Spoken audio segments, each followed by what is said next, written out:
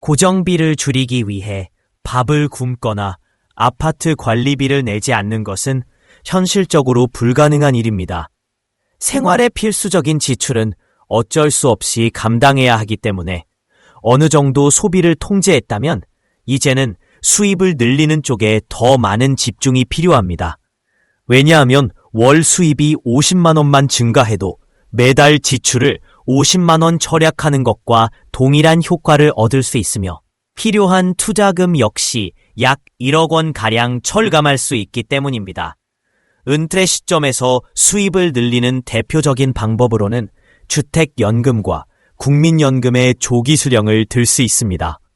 주택연금은 만 55세부터 신청이 가능하며 국민연금은 60세부터 조기 수령이 가능하지만 두 제도 모두 장단점이 존재하므로 무조건 신청하는 것이 정답이라고 볼 수는 없습니다. 다만 노후 현금 흐름이 부족하다고 판단된다면 충분히 고려할 가치가 있는 옵션임에는 분명합니다. 그러나 만약 현재로서는 카드 활용이나 기타 재테크 수단들을 당장 사용할 수 없는 상황이고 수익을 창출하기까지 시간이 조금 더 필요한 입장이라면 선택지는 하나뿐입니다. 아쉽게도 은퇴 계획은 잠시 미뤄두고 우선 현재의 현금 흐름을 개선할 수 있는 일을 찾아야 합니다. 즉, 주택연금이나 국민연금을 받기 전까지라도 생활에 필요한 자금을 어떻게든 메워야 한다는 의미입니다. 이럴 때 근로소득 확보가 가장 현실적인 해결책 중 하나입니다. 예를 들어 배달 알바 같은 일자리를 통해 소득을 창출하는 방법이 있습니다. 저 역시 투자금을 늘리기 위해 주말마다 도보 배달 알바를 포함하여 다양한 부업을 경험해 본 바 있습니다. 요즘은 정부에서도 50대, 60대를 위한 다양한 일자리 프로그램을 제공하고 있기 때문에 투자금이 조금 부족하다고 느껴진다면 이런 공적 지원이나 사회적 자원을 적극적으로 알아보고 활용하는 것도 좋은 방법입니다. 이처럼 노후 준비 계획을 직접 세워보면 내가 어떤 부분에 초점을 맞춰서 알아봐야 할지, 그리고 현재 준비가 부족하다면 얼마나 더 채워야 할지를 직관적으로 파악할 수 있습니다. 이번 기회를 통해 꼭 한번 자신의 노후 계획을 구체적으로 설계해 보시기를 권장드립니다. 예를 들어 배당률이 4%만 되더라도 생활비를 충당할 수 있다면 깔끔하게 SCHD, 스파이더즈 골드 셀렉트 디비던드 ETF에 집중 투자하는 것도 좋은 전략입니다. 다만 현재와 같이 주가 하락에 대한 우려가 큰 시기라면 자산 배분 개념으로 배당이 없는 종목과 함께 배당률 약 4% 수준의 금 ETF인 소울 골드 커버드 콜 액티브를 함께 구성하는 것도 고려해 볼 만합니다. 미국채 ETF인 에이스 미국 30년 국채 액티브나 소울 미국 배당 미국 채권 합성 50 역시 자산 배분 포트폴리오의 유용한 선택지입니다. 이와 같은 방식으로 자신에게 필요한 배당률에 맞춰 투자 종목을 선정하고 이를 체계적으로 모아가는 것이 중요합니다. 배당률별로 많은 분들이 실제로 투자하고 있는 종목들에 대해서도 정리해 볼 수 있습니다. 개인적으로 저는 안정적인 배당금 지급이 가능한 종목 위주로 투자하고 있는데 그 기준으로 배당률 6% 이상의 종목을 타깃으로 삼고 있습니다. 이 기준에 부합하는 종목에 투자할 수 있도록 투자금을 늘리거나 소비를 줄이는 데 집중하는 것이죠. 물론 배당률 8% 이상의 고배당 종목들도 존재합니다. SCHD나 리얼티 인컴처럼 오랜 기간 안정적인 배당금 지급과 함께 인플레이션을 상회하는 배당 성장을 보여주는 종목들도 있습니다. 그러나 아직까지는 그렇게 오랜 기간 검증된 고배당 종목이 많지 않으며 특히 노후 준비라는 목적에서는 보다 신중하고 보수적인 접근이 오히려 더 나은 결과를 가져올 수 있다고 생각합니다. 배당 투자 외에도 S&P 500이나 나스닥 ETF에 투자하면서 필요할 때마다 일부를 매도해 생활비로 사용하는 방식을 고려할 수도 있습니다. 이 또한 충분히 가능한 전략이기는 하지만 문제는 은퇴 시점이 마침 하락장과 겹치는 경우 생존에 필요한 자금을 마련하지 못할 수도 있다는 점입니다. 그래서 저는 노후 생활비만큼은 반드시 배당 투자를 통해 확보하는 것을 추천드립니다. 여담이지만 기회가 된다면 앞으로 구독자 여러분들과 직접 만나 이런 식으로 함께 계획을 짜보고 논의해보는 오프라인 모임도 추진해보려고 합니다. 관련 내용이 정리되는 대로 별도로 소개해드리겠습니다. 오늘도 긴 영상을 시청해주셔서 진심으로 감사합니다. 제 채널이 여러분의 자본주의 생활에 조금이라도 도움이 되었으면 좋겠습니다. 지금까지 서델리였습니다. 이제 제가 김경욱 박사님의 강연 내용을 바탕으로 실제 30대, 40대, 50대 중반입니다. 자산관리와 은퇴 준비에 대해 진지하게 고민하며 질문한 내용과 이에 대한 전문가의 답변을 중심으로 보다 자연스럽고 매끄럽게 정리하여 드리겠습니다.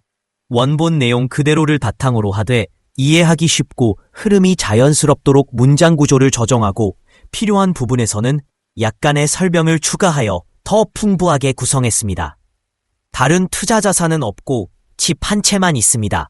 주택담보대출도 남아 있고요. 국민연금과 퇴직연금, 개인연금 및 연금저축은 집을 살 때 다 가입해 놓았습니다. 앞으로 3, 4년 정도 더 일하다 은퇴할 예정인데 지금까지 별다른 준비 없이 지나온 것 같아 답답합니다. 박사님 입장에서라면 어떻게 하시겠습니까? 가장 중요한 핵심은 은퇴 후에도 최소 5, 6년은 일을 해야 한다는 점입니다. 많은 사람들이 60세라는 나이를 기점으로 은퇴를 생각하곤 하는데 이는 우리나라의 법적 퇴직 연령 기준일 뿐 실질적인 노후 준비 기준은 아닙니다. 실제로 서구 국가들은 대부분 65세에서 70세까지 근로하는 것이 일반적이며 미국이나 영국 같은 나라는 연령 차별 금지법 때문에 정년이라는 개념 자체가 없습니다. 즉, 능력이 되는 한 계속 일할 수 있는 환경이죠. 우리나라도 이미 60세 이후의 고용률이 65%에 달하고 있습니다. 즉, 많은 사람들이 재취업이나 프리랜서 형태로 일하고 있다는 의미입니다. 특히 50대 중반에 와서 재취업을 하지 않는다면 노후 생활은 매우 어렵게 될 수 있습니다. 따라서 은퇴 후에도 최소 5, 6년은 일할 계획을 세우는 것이 필수적입니다. 또한 현재 소유하신 자산 중 금융자산이 많지 않으므로 단순히 금융상품에 의존하는 방식보다는 자기 자신에 대한 투자를 통해 수익원을 만드는 방법이 더 효과적일 수 있습니다. 예를 들어 자격증을 취득하거나 특화된 기술을 익혀 매월 300과 400만 원의 캐시플로우를 확보한다면 이는 1억 원을 운용해서 얻는 수입보다 훨씬 효율적입니다. 1천만 원을 투자해서 1년에 3대 4천만 원을 번다면 이보다 좋은 투자는 없습니다. 두 번째로 50대는 소득이 상대적으로 높은 시기인 만큼 지출 증가를 억제하고 저축 비중을 높이는 습관이 필요합니다. 시간이 조금이라도 더 남아있다면 그만큼 저축액을 늘려 미래를 위한 탄탄한 기반을 마련해야 합니다. 외국의 경우 50대에 들어 연금 등의 세제 혜택을 더욱 많이 주는 이유도 바로 이런 이유에서입니다. 연금저축이나 IRP, 개인형 퇴직연금 등을 적극 활용하면 세제 혜택도 받을 수 있고 장기적인 수익 창출도 가능합니다. 마지막으로 퇴직 후에는 소득 공백기가 큰 부담이 됩니다. 월급이 갑자기 0이 되는 것은 심리적으로도 큰 충격입니다. 이를 대비해 배당 수익률이 높은 자산들을 꾸준히 모으는 것도 좋은 방법입니다. 그렇게 하면 퇴직 후에도 배당금 형태로 끼준한 수익이 발생하므로 마치 월급처럼 생활비를 보전할 수 있습니다. Q2. 40대 초반입니다. 집 먼저 사야 할까요? 아니면 주식 먼저 투자해야 할까요? A. 일반적으로 40대는 주택 마련을 우선시하는 것이 좋습니다. 주택은 단순한 자산이 아니라 거주 서비스를 제공하는 동시에 물가 상승에 대응할 수 있는 실질적인 가치를 지닌 자산입니다. 또한 나중에 주택연금을 통해 다시 캐시플로우를 인출할 수도 있기 때문에 노후 자금관리 측면에서도 유리합니다. 물론 주식 투자도 중요하지만 40대는 아직 수익이 비교적 안정적인 시기이기 때문에 주택 마련과 동시에 연금 자산도 함께 준비하는 것이 이상적입니다. 주택은 가족의 삶의 기반이 되는 자산이기 때문에 투자의 대상으로만 바라보기보다는 가족 구성원 모두에게 안정감을 줄 수 있는 자산으로 접근하는 것이 바람직합니다. 특히 우리나라는 주택을 2개 이상 보유한 사람들도 많기 때문에 자산 다변화 측면에서 여러 가지 안전합니다. 맞벌이라면 상황이 다르지만 단독 소득자라면 더욱 신중하게 접근해야 합니다. 다만 나이가 어리고 시간이 충분히 남아있는 만큼 위험자산 비중을 높이는 투자 전략이 오히려 더 효과적일 수 있습니다. 예를 들어 IRP, 개인형 퇴직연금은 70%, 연금저축은 100%까지 주식 등 고위험 자산에 투자할 수 있으며 장기적으로 복리 효과를 누릴 수 있습니다. 30대 초반이라면 위험자산 비중을 거의 풀로 채워도 무방합니다. 초기 손실이 발생하더라도 시간이 지나면 주식시장 회복으로 쉽게 역전될 수 있습니다. 일부 사람들은 옆 사람이 20% 수익을 냈는데 나는 겨우 3%라고 말하지만 30대에는 단기 수익보다 장기적인 성장 가능성을 중시해야 합니다. 초저위험 자산보다는 고위험 고수익 자산에 집중하는 것이 장기적으로 더 큰 수익을 가져올 수 있습니다. 안전합니다. 맞벌이라면 상황이 다르지만 단독 소득자라면 더욱 신중하게 접근해야 합니다. 다만 나이가 어리고 시간이 충분히 남아있는 만큼 위험자산 비중을 높이는 투자 전략이 오히려 더 효과적일 수 있습니다. 예를 들어 IRP, 개인형 퇴직연금은 70%, 연금저축은 100%까지 주식 등 고위험 자산에 투자할 수 있으며 장기적으로 복리 효과를 누릴 수 있습니다. 30대 초반이라면 위험자산 비중을 거의 풀로 채워도 무방합니다. 초기 손실이 발생하더라도 시간이 지나면 주식시장 회복으로 쉽게 역전될 수 있습니다. 일부 사람들은 옆 사람이 20% 수익을 냈는데 나는 겨우 3%라고 말하지만 30대에는 단기 수익보다 장기적인 성장 가능성을 중시해야 합니다. 초저위험 자산보다는 고위험 고수익 자산에 집중하는 것이 장기적으로 더 큰 수익을 가져올 수 있습니다. 김경욱 박사님이 강조하는 자산 배분 원칙, 100-나이 법칙, 자신의 나이만큼 안전자산, 예 채권에 투자하고 나머지를 위험자산, 예 주식에 투자하라는 원칙입니다. 예를 들어 30세라면 안전자산 30%, 위험자산 70%, 60세라면 안전자산 60%, 위험자산 40%로 구성하는 것이 일반적인 기준입니다. 통상적으로 가장 기억하기 쉬운 자산 배분 비율은 주식 60%, 채권 40%입니다. 나이가 들면 주식 비중을 줄이고 채권 비중을 늘리는 방식으로 변화시키면 됩니다. 성장 멈춤 시대의 자산관리 핵심. 과거에는 부동산과 예금만으로도 자산을 무난히 관리할 수 있었지만 이제는 성장이 둔화되고 있어 이러한 공식이 적용되지 않습니다. 부동산의 기대 수익률이 낮아지고 우량 부동산의 범위도 좁아지고 있습니다. 예금 역시 복리 효과를 기대하기 어렵기 때문에 자본의 서식지를 국내에 한정하지 말고 글로벌 기준에서 최우량 자산으로 옮기는 전략이 필요합니다. 김경욱 박사님이 강조하는 투자의 본질. 투자는 천천히 그러나 확실하게 돈을 버는 법이다. 즉, 짧은 기간에 큰 수익을 노리는 투기와는 다르게 장기간에 걸쳐 안정적으로 수익을 내는 방식을 의미합니다. 복리 효과를 무시하는 사람의 주머니에서 복리를 잘 활용하는 사람의 계좌로 돈이 이동한다는 말처럼 투자는 장기적 시각과 인내심이 가장 중요합니다. 이처럼 김경욱 박사님은 다양한 세대의 현실적인 고민에 대해 명확한 답을 제시하셨습니다. 자산 관리는 단순히 돈을 굴리는 것이 아니라 자신의 삶을 어떻게 설계할 것인가에 관한 전략이며 결국 자신을 믿고 계획을 세우고 행동하는 것이 가장 중요한 출발점입니다. 절세 3총사, 바로 연금저축, IRP, ISA를 말합니다. 이름 그대로 총 3가지 절세 계좌로 구성되어 있으며 모두 각각의 특징과 장점이 있어 꼭 하나씩은 반드시 활용해야 하는 상품입니다. 먼저 연금저축과 IRP, 개인형 퇴직연금은 개인연금으로 분류되며 두 상품을 합쳐서 연간 최대 900만 원까지 납입할 수 있습니다. 이 금액에 대해 연말정산 시에는 세액공제 혜택이 주어지며 운용 중 발생한 수익에 대해서는 과세 이연 혜택을 받을 수 있습니다. 그리고 연금 형태로 인출할 때는 저율 과세가 적용되어 세부담이 훨씬 줄어들게 됩니다. 예를 들어 연봉 5천만 원인 직장인이 연금저축에 연간 600만 원을 넣었다면 약 138만 원 정도의 세금 환급을 기대할 수 있습니다. 그리고 또 하나의 주인공인 ISA 종합자산관리계좌는 다양한 금융상품을 한 계좌 안에서 운용하면서 생기는 수익에 대해 비과세 또는 저율과세 혜택을 받을 수 있는 통합절세계좌입니다.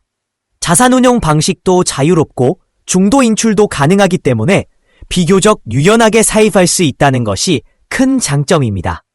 단 비과세 혜택을 받기 위해서는 일정한 조건, 예 3년 이상 유지이 충족해야 하며 해당 기간 내에 해지하면 일반 과세 대상이 되므로 본인의 자금 계획에 맞춰 전략적으로 운용하는 것이 중요합니다. 많은 분들이 이런 절세 상품들에 대해 잘 모르시거나 혹은 돈이 묶이는 게 아닐까? 정부가 내 돈을 건드리는 거 아냐? 라는 의심을 하시기도 합니다.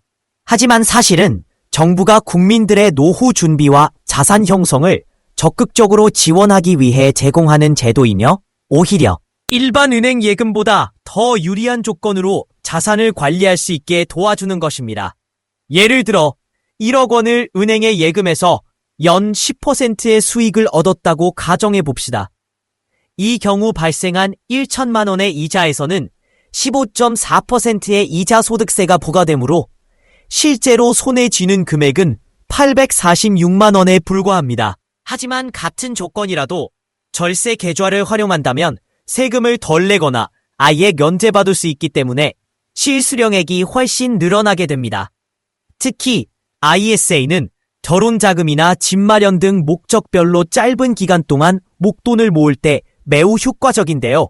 예를 들어 3년 후에 결혼을 앞두고 있다면 ISA 계좌를 활용해 3년 만기 상품에 투자하면 비과세 혜택을 받을 수 있습니다. 심지어 중도에 인출하더라도 페널티는 없으므로 유연성과 절세 효과를 동시에 누릴 수 있는 장점이 있습니다. 노년층 분들도 마찬가지입니다. 나는 이미 은퇴했으니 굳이 그런 걸 할 필요 있나? 라고 생각하실 수 있지만 오히려 지금 자산을 운용하면서 나오는 수익에 대한 세금을 줄일 수 있으므로 매우 유리합니다. 몇억 원의 자산을 은행 예금으로만 두고 있다면 매년 수백만 원의 세금을 낭비하고 있는 셈이죠. 절세 계좌를 통해 수익을 관리하면 추가적인 수입을 따로 만들지 않아도 그 자체로 더 많은 자산을 지킬 수 있습니다. 또한 요즘에는 ETF나 인덱스 펀드처럼 투자를 통해 수익을 창출하는 방식이 일반화되고 있습니다. 그런데 일반 계좌보다 절세 계좌 내에서 투자를 하면 발생한 수익에 대한 세금 비담이 현저히 줄어들기 때문에 똑같은 투자라도 절세 계좌를 활용하는 것이 훨씬 더 효율적입니다. 연금저축과 IRP의 차이점도 간단히 살펴보겠습니다. 연금저축, 중도 해지가 상대적으로 용이하며 다양한 투자 상품 선택이 가능함. 세액공제 한도는 연간 600만 원.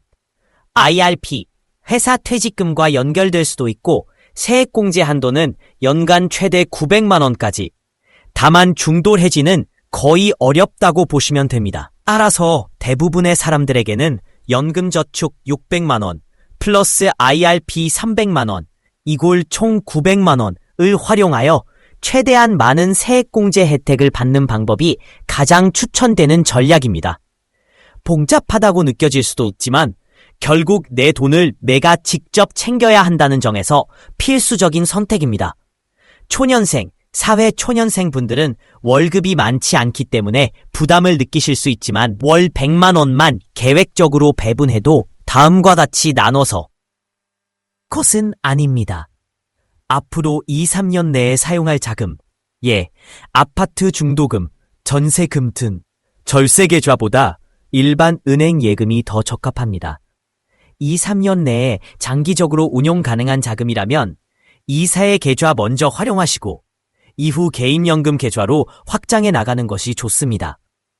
상담을 하다 보면 젊은 부부들이 가장 많이 고민하는 부분은 집 마련과 노후 준비 중 무엇을 우선해야 할까? 씁니다. 대부분 집 마련에 너무 집중하다가 연금 계좌마저 해지하거나 연금 자금까지 집에 올인하는 경우가 많습니다. 하지만 세액공제 혜택까지 포기하면서까지 그렇게 할 필요는 없습니다. 좋은 말이 있죠. 집은 은행과 함께 사는 것이다 라는 말처럼 대출을 활용해 집을 구입하고 남은 자금으로 꾸준히 노후 준비를 병행하는 것이 더 현명한 방법입니다. 결론적으로 절세, 컷은 아닙니다.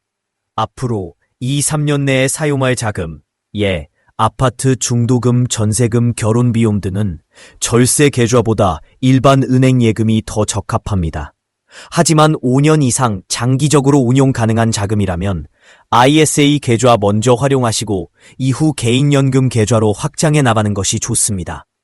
상담을 하다 보면 젊은 부부들이 가장 많이 고민하는 부분은 집 마련과 노후 준비 중 무엇을 우선해야 할까? 아닙니다. 대부분 집 마련에 너무 집중하다가 연금 계좌마저 해지하거나 연금 자금까지 집에 올인하는 경우가 많습니다. 하지만 세액공제 혜택까지 포기하면서까지 그렇게 할 필요는 없습니다. 좋은 말이 있죠. 집은 은행과 함께 사는 것이다 라는 말처럼 대출을 활용해 집을 구입하고 남은 자금으로 꾸준히 노후 준비를 병행하는 것이 더 현명한 방법입니다. 결론적으로 절세, 삼청사, 연금저축, IRP, ISA는 누구든 자신의 자산과 소득 수준을 사용하는 강력한 도구입니다.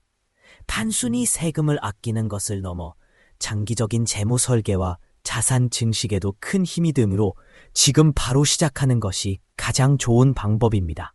ISA의 장점 중 가장 첫 번째로 꼽을 수 있는 것은 바로 비과세 혜택입니다. 일반적인 예금이나 이자 수익에 대해서는 세금이 상당히 많이 부과되는데 ISA 계좌를 활용하면 그 세금을 절감할 수 있습니다.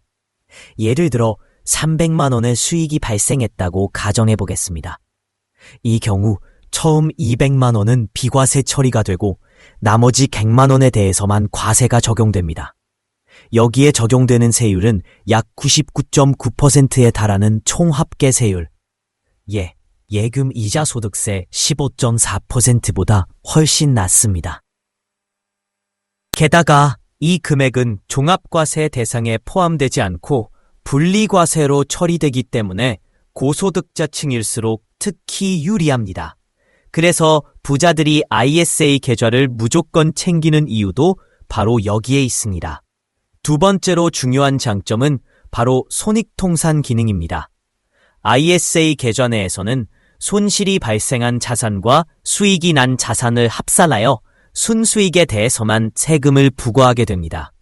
예를 들어 한 해 동안 500만 원의 수익이 났다고 해도 같은 계좌에서 200만 원의 손실이 있었다면 과세 대상은 300만 원뿐입니다.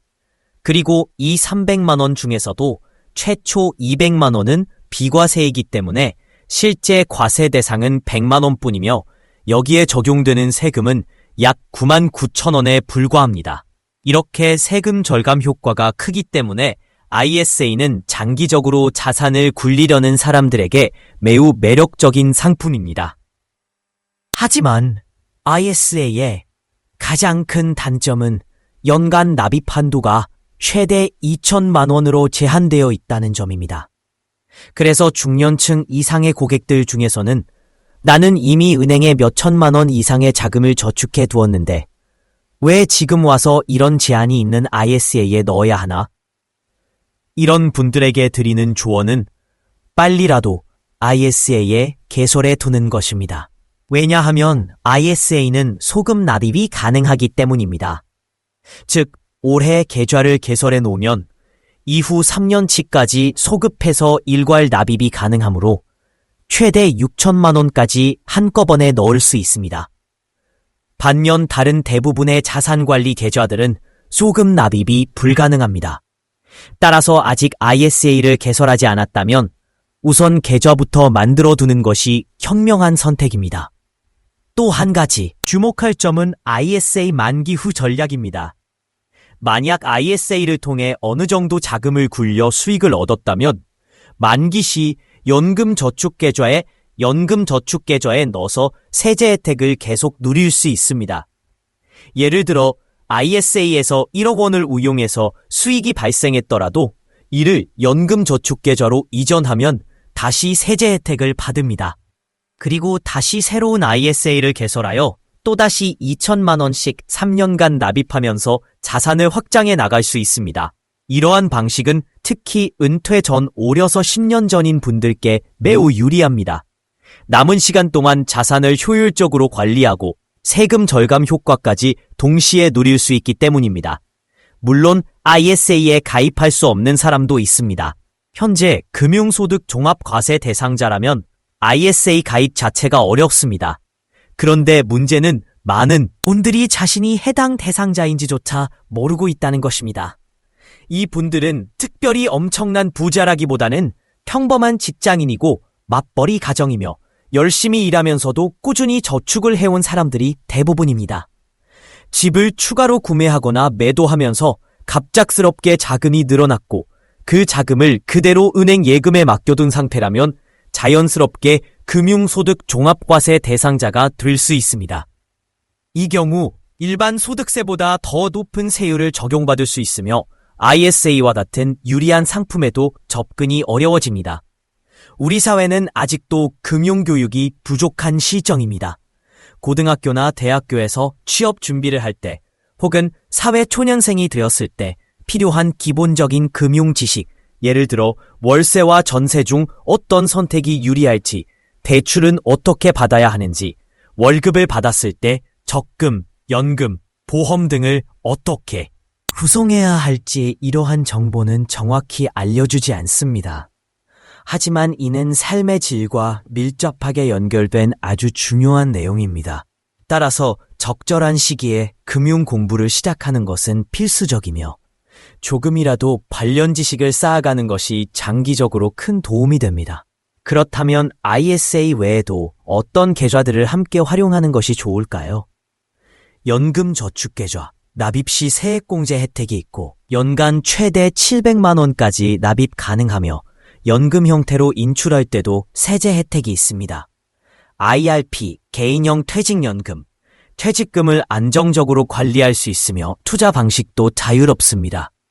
ISA, 앞서 설명한 바와 같이 세제 혜택이 크고 다양한 금융상품을 자유롭게 구성할 수 있는 장점이 있습니다. ISA는 금융기관 하나밖에 개설할 수 없지만 IRP는 금융기관마다 각각 개설이 가능하며 연금저축계좌는 한 금융회사 내에서도 여러 개를 만들 수 있습니다. 따라서 자신의 상황에 따라 계좌를 조합해서 활용하는 것이 중요합니다. 예를 들어 퇴직금을 IRP에 담고 매년 납입하는 자금은 연금저축계좌와 ISA를 병행하는 식입니다. 특히 부부가 경제 공동체로 함께 계획을 세울 때는 더욱 유리합니다. 연금저축이나 ISA를 부부 각자 명의로 개설하면 납입 한도도 배로 늘어나고 인출 시에도 각자의 이름으로 낮은 세율로 연금을 받을 수 있습니다. 예를 들어 부부 모두 연금저축을 운영한다면 연간 3천만 원까지 낮은 세율로 인출이 가능하며 이는 월 240만 원에 해당하므로 생활에 충분한 수준입니다. 따라서 은퇴 준비를 할 때 부부가 함께 준비하는 것이 매우 효과적입니다. 마지막으로 행동장치, 비헤이비어럴 디바이스라는 개념도 중요합니다. 말해, 스스로를 강제적으로 좋은 습관으로 이끄는 방법입니다. 대표적인 행동장치 중 하나는 거주형 주택 구입입니다.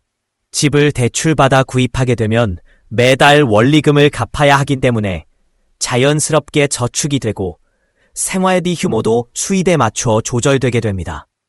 예를 들어 월 수입이 500만 원인 가정이 3억 원을 대출받아 집을 산다면 이자는 연 3.5% 기준으로 월 약 150만 원 정도입니다. 20년 만기라면 결국 매달 150만 원을 강제로 저축하게 되는 셈이죠. 대출을 다 갚은 후에는 월 수입이 그대로 유지되면서도 150만 원이 사라지지 않기 때문에 실제로 가처분 소득이 늘어나는 효과도 얻을 수 있습니다. 또 다른 행동 장치는 바로 연금 납입입니다. 납입 시에는 세제 혜택을 주지만 인출 시에는 제한을 두거나 페널티를 부과함으로써 장기적으로 자금을 묶어두는 방식입니다. 하지만 많은 사람들이 연금보다 부동산을 선호하는 이유는 거주 목적이라는 실질적인 필요성 때문입니다. 집은 살면서 반드시 필요하기 때문에 자연스럽게 목표가 설정되고 실행도 이루어집니다. 반면 연금은 먼 미래의 이야기라고 생각하기 쉽고 20, 30년 뒤의 일이 마치 남의 일처럼 느껴지는 경우가 많습니다. 그래서 오히려 더 소홀히 다뤄지게 되는 것이 현실입니다.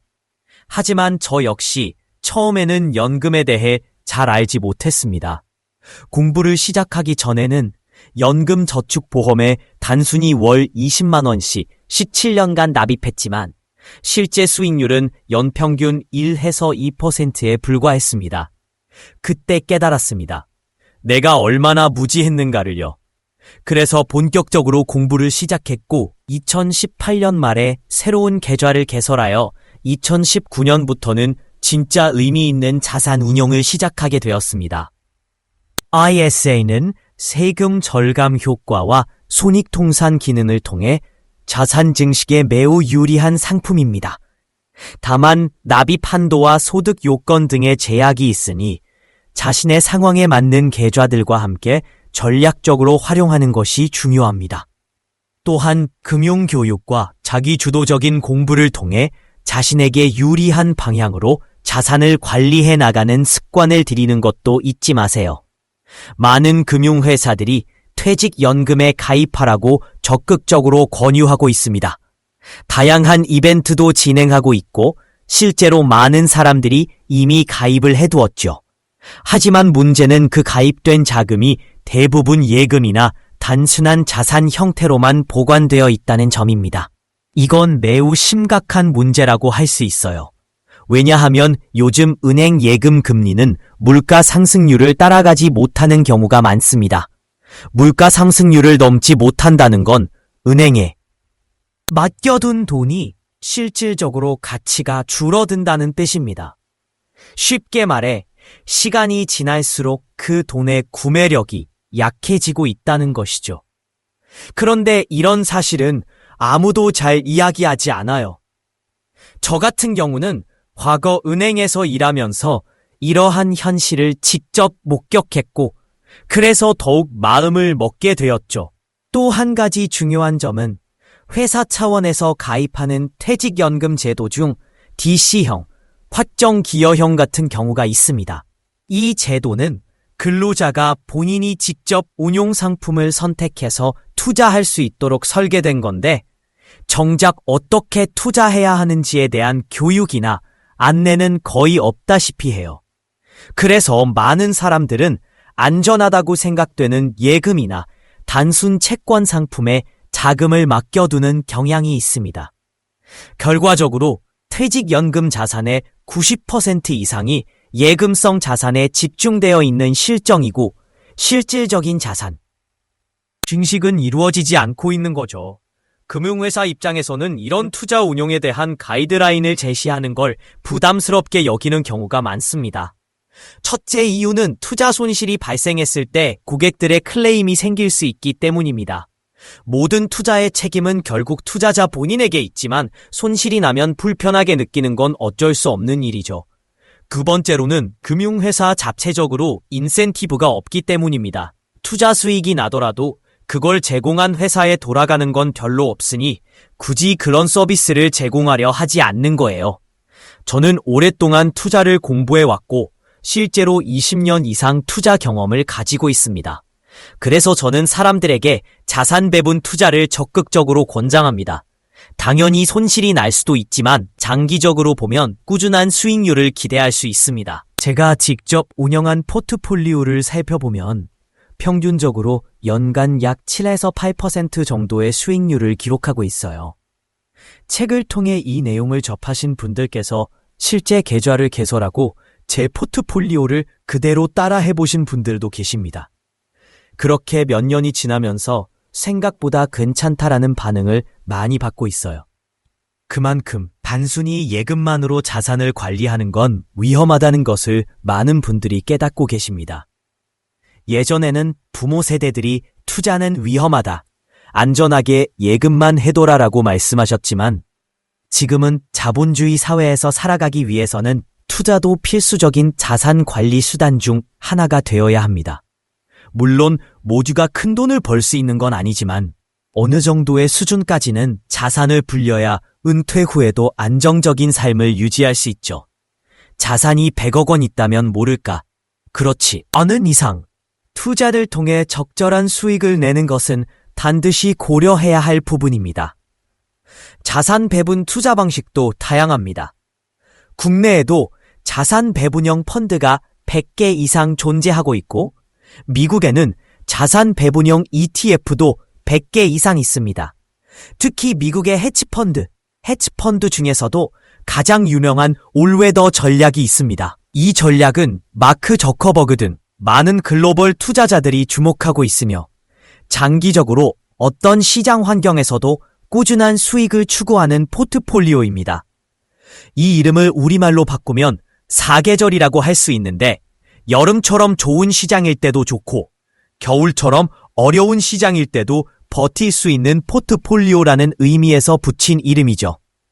여기에 제가 K리더라는 이름을 붙인 이유는 한국인만이 가진 강점을 더해 더 우수한 성과를 낼 수 있다고 판단했기 때문입니다. 달러가 강세를 보일 수 있는데 K레더는 달러와 원화를 동시에 보유하면서 리밸런싱, 재조정을 통해 자산을 관리합니다.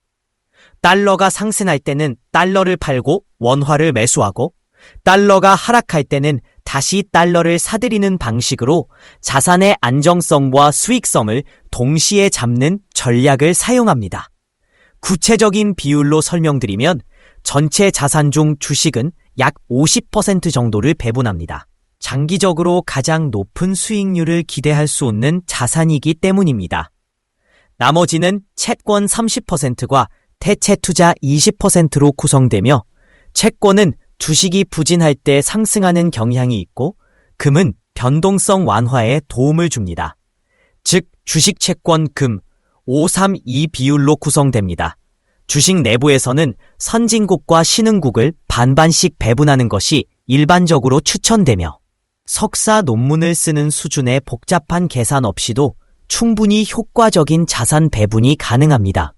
제가 실제 달러가 강세를 보일 수 있는데 K레더는 달러와 원화를 동시에 보유하면서 리밸런싱, 재조정을 통해 자산을 관리합니다. 달러가 상승할 때는 달러를 팔고 원화를 매수하고 달러가 하락할 때는 다시 달러를 사들이는 방식으로 자산의 안정성과 수익성을 동시에 잡는 전략을 사용합니다. 구체적인 비율로 설명드리면 전체 자산 중 주식은 약 50% 정도를 배분합니다. 장기적으로 가장 높은 수익률을 기대할 수 있는 자산이기 때문입니다.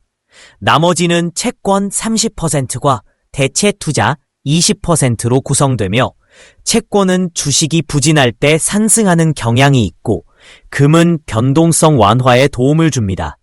즉 주식 채권 금 이퀄 5-3-2 비율로 구성됩니다.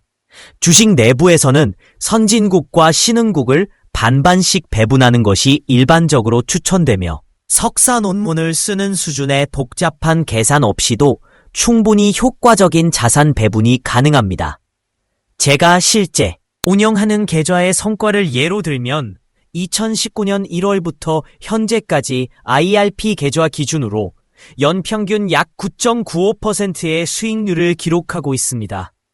일반적으로 자산 배분 전략과 기대 수익률은 연간 7-8% 정도로 보는 것이 현실적입니다.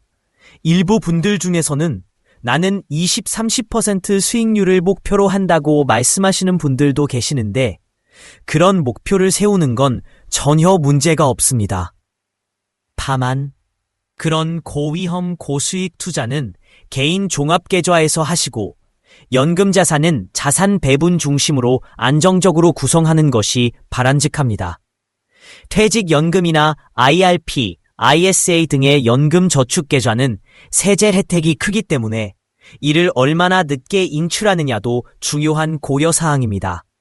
예를 들어 70세 이전에 인출하면 5.5%의 연금소득세가 부과되고 80세 이전에는 4.4%, 80세 이후에는 3.3%로 점점 낮아집니다. 따라서 세금 측면에서는 늦게 인출하는 것이 유리하지만 정답은 아닙니다. 사람마다 상황이 다르기 때문입니다. 예를 들어 55세인데 아직 5년 더 일을 해야 하는 경우라면 퇴직연금을 바로 인출하지 않고 더 둔 채 계속 운영하는 게 좋겠죠. 반면 55세에 은퇴했다면 바로 인출하여 생활비로 활용하는 것도 고려할 수 있습니다. 연간 1,500만 원까지만 인출하면 5.5%의 분리과세를 적용받고 일시에 5천만 원을 인출하면 전액이 종합소득세 대상이 되므로 이 부분도 잘 계획해야 합니다. 결론적으로 퇴직연금은 단순히 예금으로만 두는 것이 아니라 자산 배분 전략을 통해 장기적으로 안정적인 수익을 추구하는 것이 중요합니다. 투자에 대한 기본 이해와 꾸준한 관리만 있다면 누구나 자신의 노후 준비를 스스로 해낼 수 있습니다. 아니요, 국민연금이라는 공적 연금 제도가 따로 있습니다. 이는 국가에서 운영하는 강제적인 연금 시스템으로 직장인이라면 누구나 의무적으로 납부해야 하는 성격을 띱니다. 반면 개인연금이나 연금보험은 비과세 혜택이 적용되는 상품들이 많습니다. 비과세인 이유는 가입자가 낸 돈에 대해 세제 혜택을 미리 받지 않았기 때문입니다. 즉, 납입 시 소득공제를 받지 않은 만큼 나중에 수령할 때에도 세금을 덜 내는 구조죠. 그러나 비과세라고 해서 무조건 좋은 것은 아닙니다. 실제 수익률이 얼마나 나오는지를 꼼꼼히 확인해 보는 것이 중요합니다. 제가 직접 비교해 본 사례에서는 일반 예금 금리보다 약간 더 높은 수준의 수익률을 기록하고 있었습니다. 하지만 모든 비과세 상품이 다 좋은 것은 아니며 주의 깊게 살펴봐야 할 대상도 있습니다. 예를 들어 브라질 급등형 같은 상품은 비과세라는 점에서 유명하지만 그만큼 위험성이 매우 높습니다. 상품 자체가 세금 측면에서는 유리하더라도 손실 발생 시 어떻게 대처할 것인지 충분히 고려해야 합니다. 과거에는 종합소득세 폭탄이라는 말이 돌았던 적도 있었는데 지금은 이미 분리과세가 도입되어 선택적으로 과세 방식을 결정할 수 있게 되었습니다. 그래서 종소세 폭탄이라는 이야기는 이제 거의 옛날 얘기가 되었죠. 그렇지만 현재 직장 생활 중이고 연봉이 억대 이상이며 다른 부수입까지 있는 경우라면 최고 세율인 50%가 적용될 가능성도 배제할 수는 없습니다. 국민연금이나 공무원연금 등 일부 공적연금은 이런 과세 체계에 포함되는 경우가 있어 불만의 목소리도 적지 않죠. 반면 개인연금은 그런 문제가 없으며 향후 정부 정책이 어떻게 바뀌든 개인연금을 건드리기는 쉽지 않을 것으로 보입니다. 왜냐하면 국민연금 개혁조차 국민들의 거센 저항을 받고 있고 투자에 대한 세금 문제 하나만으로도 사회적 논란이 일 정도니까요. 프랑스의 경우 국민연금 개혁으로 인해 정치적 타격을 입었던 사례도 있습니다. 우리나라도 마찬가지로 공적연금 개선은 필수적이며 2055년경 고갈된다는 데이터가 이미 발표된 상태입니다. 그러나 개인연금을 건드리는 일은 정치적으로 매우 민감한 문제이기에 정부도 쉽게 손을 대기 어려울 것입니다. 따라서 개인 차원에서 준비하는 것이 가장 현실적인 대안입니다. 금융 지식은 결코 늦은 것이 없습니다. 특히 이 채널을 보시는 40대, 50대 혹은 은퇴를 앞둔 60대 분들께는 더욱 그렇습니다. 상담을 하다 보면 이 나이에 시작해도 될까요? 라는 질문을 자주 받습니다. 하지만 오히려 지금이 바로 시작해야 할 때입니다. 은퇴 후 남은 삶이 30년일 수도 있는데 그동안 생활비와 의료비, 여가, 활동 등 모든 것을 감당하기 위해서는 금융준비가 필수적입니다. 게다가 금융지식은 한번 배우면 오랫동안 유효하며 제도가 급격하게 변하지 않는 이상 계속 활용 가능한 자산입니다. 처음에는 어렵고 복잡해 느껴질 수 있지만 조금씩 학습하면서 자신만의 판단 기준을 갖춰나가는 것이 중요합니다. 누군가에게 조언을 받는 것도 좋지만 기본적인 이해 없이는 오히려 피해를 입을 수 있습니다. 최근 몇 년 사이에는 은퇴 자금을 펀드에 맡겼다가 90% 이상 손실을 입은 사례도 적지 않습니다. 라인펀드, 디스커버리 펀드, 독일 국채 관련 상품 등 수많은 사례들이 존재합니다. 모두 명백한 사기라기보다는 금융회사의 설명 부족이나 정보 전달의 오류로 인한 결과였지만 실제로 많은 사람들이 큰 피해를 입었습니다. 따라서 금융 지식은 단순히 재테크를 위한 것이 아니라 스스로를 보호하기 위한 수단이기도 합니다. 한번 사기를 당하면 평생 모은 자산이 사라지고 자녀들과의 관계까지 악화될 수 있습니다. 부모님의 생활비를 자식이 감당해야 하는 상황까지 벌어질 수도 있으므로 반드시 금융투자에 대한 공부는 필수입니다. 안녕하세요. 저는 황금별의 미국 주식 배당 ETF 투자 습관의 저자 최윤영입니다. 대부분 직장 생활을 오래 하셨던 분들은 정신적, 육체적으로 에너지가 고갈되기 마련입니다. 저 역시 번아웃 증상을 겪으면서 새로운 삶의 방향성을 찾고 싶다는 욕구가 커졌습니다.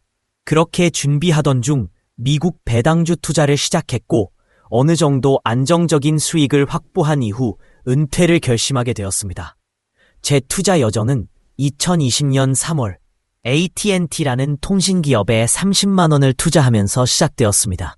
그리고 다음 달 바로 배당금을 받았습니다. 처음에는 단순히 수익을 추구하기보다 배당이라는 개념 자체의 매력을 느꼈고 기업의 가치와 주가 흐름을 보면서 미국 기업의 배당 문화에 대해 깊이 생각하게 되었습니다. 이후 보험과 연금을 해약하고 종잣돈을 1억 원까지 늘렸고 월 배당금이 수십만 원 수준으로 늘어났습니다. 더 나아가 부동산 일부를 처분하여 종잣돈을 3억 원으로 확대했고 2021년부터 2022년 말까지 약 2년 동안 총 2,500만 원의 배당금을 받았습니다. 이 배당금으로 QIL이라는 ETF를 지속적으로 매수하면서 1000주 체불을 달성했습니다. 매달 20만 원의 현금 흐름이 생기면서 꾸준한 투자와 시간이 흐르면 자본소득과 인컴이 함께 성장한다는 것을 실감하게 되었습니다.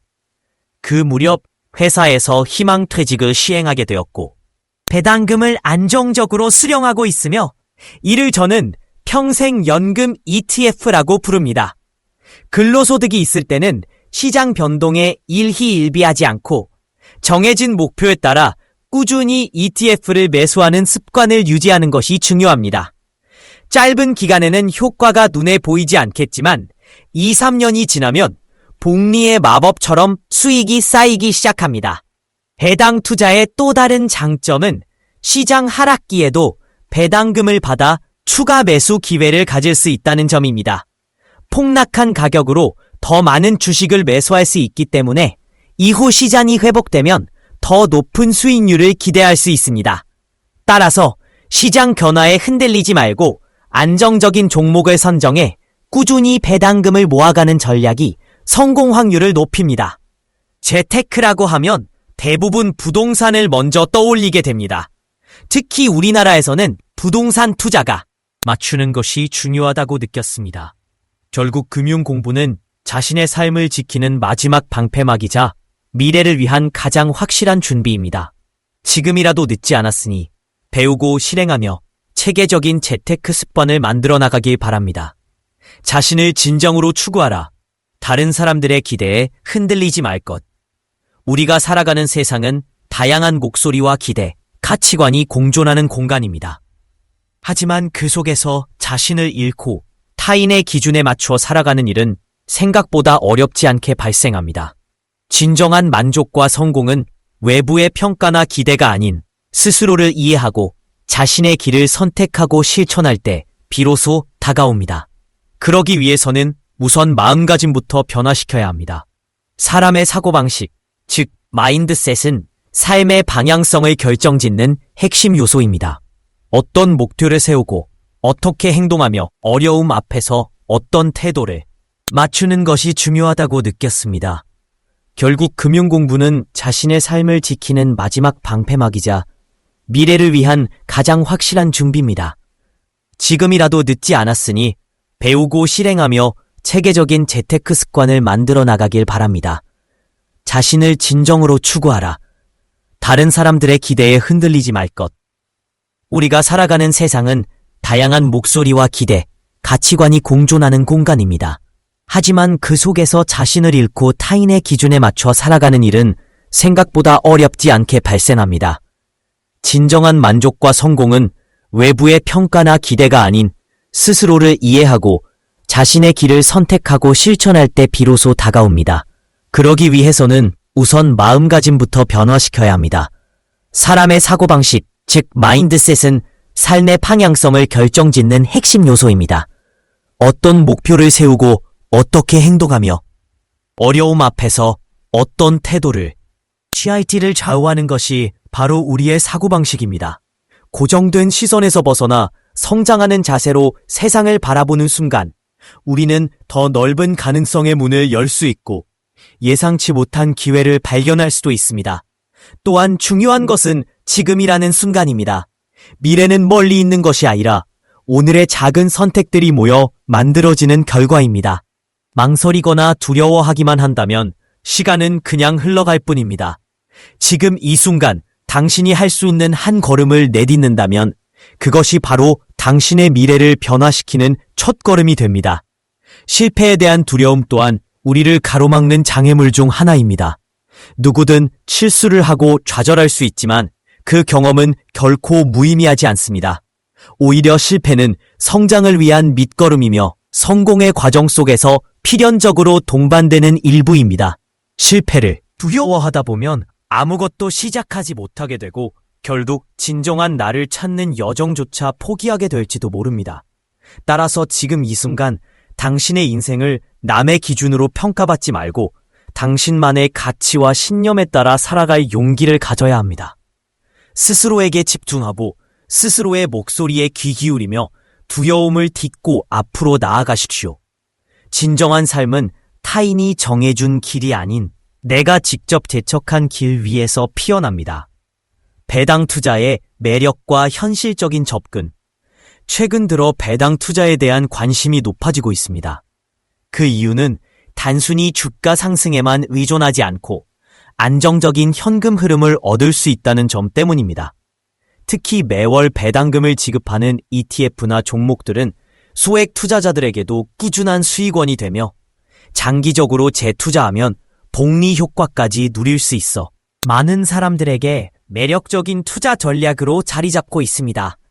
배당을 지급하는 기업들은 대부분 오랜 역사와 안정적인 수익 구조를 갖춘 우량 기업들이 중심입니다. 대표적으로 코카콜라, 프록터 앤드 갬블, B&G, 존슨 앤드 존슨, J&J 등이 있으며 이런 기업들은 경제 불황이나 시장 변동에도 비교적 안정적인 주가 흐름을 보이는 경우가 많습니다. 따라서 배당 투자는 단순히 수익 창출뿐만 아니라 자산 방어라는 측면에서도 유리한 전략이라 할 수 있습니다. 하지만 배당 투자에도 단점은 존재합니다. 최근 몇 년간 미국의 빅테크 기업들이 큰 폭의 상승세를 보이며 많은 개인 투자자들이 높은 수익률을 경험했습니다. 이러한 상황에서는 배당 위주의 투자가 상대적으로 덜 매력적으로 느껴질 수 있으며 FOMO, Fear of Missing Out, 낙오될까 두려운 심리가 생길 수도 있습니다. 주로 엔비디아 같은 기업이 짧은 기간에 수십 배의 수익률을 기록하며 화제가 되었을 때 배당 수익률 3-4%의 안정적인 종목은 쉽게 눈에 들어오지 않을 수 있습니다. 그렇다고 해서 모든 투자자가 빅테크나 고성장 종목에만 집중해야 하는 것은 아닙니다. 각자의 투자 성향과 목표에 맞는 전략을 선택하는 것이 무엇보다 중요합니다. 배당 투자는 장기적인 안정성을 중시하는 투자자에게 적합하며 시장의 변동성 속에서도 꾸준한 수익을 제공한다는 장점이 있습니다. 미국 배당 ETF 시장의 다양성과 활용법. 미국에는 현재 약 3,000개 이상의 ETF가 존재하며 이 중에서도 배당 관련 ETF는 특성에 따라 다양한 형태로 구성되어 있습니다. 투자자는 자신의 리스크 성향과 투자 목적에 맞는 ETF를 선택함으로써 장기적인 포트폴리오를 안정적으로 구축할 수 있습니다. 예를 들어 JEPQ, JP모건 Equity Premium Income ETF와 JPXQ, JP모건 Ultra Short Income ETF는 고배당 커버드 콜 전략을 사용하면서도 주가 하락에 대한 방어력을 갖추고 있어 많은 투자자들에게 사랑받고 있는 상품입니다. 반면 SCHD, Drop US Dividend ETF는 배당률 자체는 3% 중반대로 상대적으로 낮지만 장기적으로 주가가 꾸준히 상승하는 특징이 있습니다. 이처럼 각각의 ETF는 고유의 장단점을 가지고 있기 때문에 자신의 투자 스타일과 잘 맞는 상품을 선택하는 것이 매우 중요합니다. 특히 JEPQ와 JPXQ는 배당금 재투자를 통한 복리 효과를 노릴 수 있는 ETF로 과거의 성과를 살펴보면 주가 하락 없이 꾸준한 배당금을 유지해왔다는 점에서 안정성을 인정받고 있습니다. 또한 포워드콜 전략을 채택한 ETF 중에서는 가장 큰 규모를 자랑하는 상품이기도 합니다. 안대 배당 투자 전략. 배당 투자는 소액으로 시작했을 때는 그 효과를 체감하기 어렵습니다. 작은 금액으로는 배당금 자체가 크지 않기 때문에 그래서 일반적으로는 어느 정도 자본이 형성된 40대 이후, 특히 은퇴 준비를 앞둔 50대에게 더욱 유용한 전략입니다. 20대, 30대 투자자는 아직 자산 축적이 초기 단계이기 때문에 시장 지수형 ETF, SPY, 95QQQ를 통해 먼저 투자 경험을 쌓고 자산을 꾸준히 늘리는 전략을 추천드립니다. 이후 자산이 어느 정도 확충되면 배당 ETF를 포트폴리오에 추가하여 수익의 안정성을 강화하는 방식이 좋습니다. 40, 50대는 은퇴 준비의 핵심 시기입니다. 이 시기에는 배당 ETF를 본격적으로 도입하여 은퇴 후 받을 수 있는 배당 수익을 설계하는 것이 중요합니다. SPYD, SCD, JEPQ, JPXQ 등의 고배당 ETF를 중심으로 포트폴리오를 구성해 나가면 좋습니다. 자산의 안정성이 가장 중요합니다. PFF, PGX 같은 고정수익형 ETF나 단기 국채 ETF를 포함시켜 투자 포트폴리오 전체의 변동성을 줄이고 월별 배당금을 통해 안정적인 수입을 확보하는 것이 바람직합니다. 배당 투자의 실제 사례와 의미. 저는 배당 투자를 통해 실제로 차량 렌트 비용을 감당할 수 있을 정도의 수익을 만들었습니다. 예를 들어 약 6%의 배당 수익률을 기록하며 매달 약 65만 원의 배당금을 받아 렌트 비용을 충당하고 있습니다. 10개월 동안 원금 손실은 약 100만 원에 불과했으며 동시에 같은 시기에 구입한 차량은 중고시장에서 이미 1,000만 원 이상 감가된 상태였습니다. 이런 경험을 통해 깨달은 것은 돈을 쓰기 전에 돈을 일으키는 방법을 배우는 것이 중요하다는 점입니다. 특히 젊은 세대일수록 BMW나 벤츠 같은 수입차를 사는 것보다는 그만큼의 자금을 ETF에 투자하여 배당금으로 차량을 렌트하는 전략이 더 현명할 수 있습니다. 그렇게 함으로써 자산 운용의 기본을 배우고 투자 경험을 쌓을 수 있게 됩니다. 시장의 변동성과 배당 투자의 장기적 가치, 시장은 언제든지 급변할 수 있습니다. 2018년 미중 무역전쟁, 2020년 코로나 팬데믹, 그리고 2022년 인플레이션과 금리 인상으로 인한 기술주 폭락 등 최근 몇 년간 여러 차례의 큰 변동장을 겪었습니다. 이럴 때마다 많은 투자자들이 큰 손실을 입었고 심지어 투자 자체를 포기하기도 합니다. 하지만 배당 중심의 포트폴리오를 구성한다면 이런 시장 하락기에도 배당금을 통해 일정한 수익을 유지할 수 있습니다. 예를 들어 코카콜라 같은 기업은 시장이 50% 하락하더라도 상대적으로 덜 떨어지며 여전히 배당금을 지속적으로 지급합니다. 이 배당금은 다시 저평가된 기술주나 다른 자산을 매수하는 자금으로 활용할 수 있어 장기적으로는 더 큰 수익 기회를 만들 수 있습니다. 피터 린치, 워렌 버핏, 앙드레 코스톨라니 같은 세계적인 투자자들은 모두 한 가지를 강조합니다. 시장이 50% 이상 떨어졌을 때 이를 견딜 수 없다면 주식 투자는 하지 말라. 이것은 단순한 경고가 아니라 투자자라면 반드시 이해하고 받아들여야 할 현실입니다. 배당 투자는 바로 그런 시장의 변동성 속에서도 투자자에게 안정감을 주며 장기적인 인내심을 키워주는 좋은 전략입니다. 즉, 결론, 배당 투자는 장기적 관점에서의 가치. 배당 투자는 단기간의 큰 수익을 노리기보다는 꾸준한 수익과 자산의 안정성을 추구하는 전략입니다. 특히 은퇴 계획을 세우는 분들에겐 미래의 수입원을 미리 마련해두는 중요한 수단이 될 수 있습니다. 초고배당률을 내세운 ETF에 혹할 수도 있겠지만 쉽게 얻는 것은 쉽게 사라진다는 점을 기억해야 합니다. 투자란 결코 쉬운 일이 아니며 시행착오를 겪는 것도 당연한 일입니다. 그러나 배당 투자를 통해 장기적인 시각을 기르고 시장의 변동성에도 흔들리지 않는 태도를 갖춘다면 언젠가 그 노력이 결실을 맺을 것입니다. 인내심을 가지고 중장기적인 계획을 세우고 차곡차곡 투자 경험을 쌓아 나간다면 여러분도 현명한 투자자가 될 수 있을 것입니다.